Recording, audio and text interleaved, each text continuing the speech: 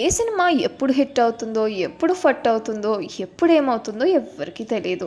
ఒకవేళ cinema super hit talk తెచ్చుకుంటే కలెక్షన్ల పంట పండేస్తుంది, డిస్ట్రిబ్యూటర్లకు, బయర్లకు లాభాలు వస్తాయని అంతా ఆశపడతారు. కానీ ఎంత సూపర్ హిట్ టాక్ వచ్చినా మొదటి 2 రోజుల కలెక్షన్ చూసి మిగతా రోజులు కూడా అంతే ఉంటాయనుకుంటే పొరపాటు. పెట్టిన రూపాయికి మరో రూపాయి కలిసి వస్తుందని ఆశపడే డిస్ట్రిబ్యూటర్లు, బయర్లు, ఎగ్జిబిటర్లు నిరాశపడక తప్పదు.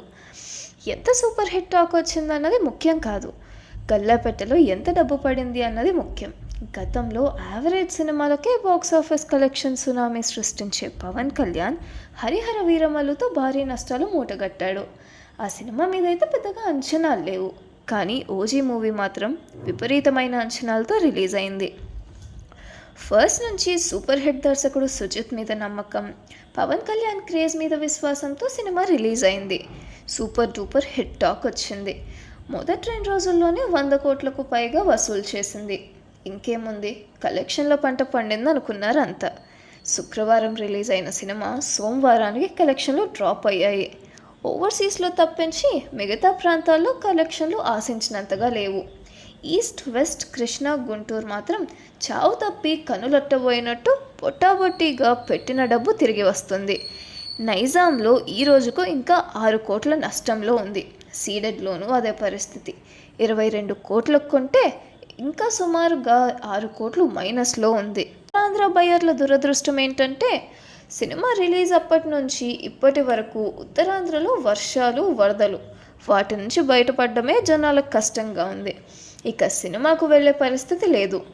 ఉత్తరాంధ్రలో ఓజీ సినిమా అతి భారీ నష్టాలు మూటగట్టుకుంది. శని, ఆదివారాలు సెలవు దినాలు కావడంతో ఈ 2 రోజుల్లో వచ్చే కలెక్షన్లతో మిగతా ప్రాంతాల్లో కొంతవరకు గట్టెక్కిన ఉత్తరాంధ్ర, సీడెడ్, నెల్లూరు వంటి ప్రాంతాల్లో ఎంతో కొంత నష్టాలు మూటగట్టుకోక తప్పదు.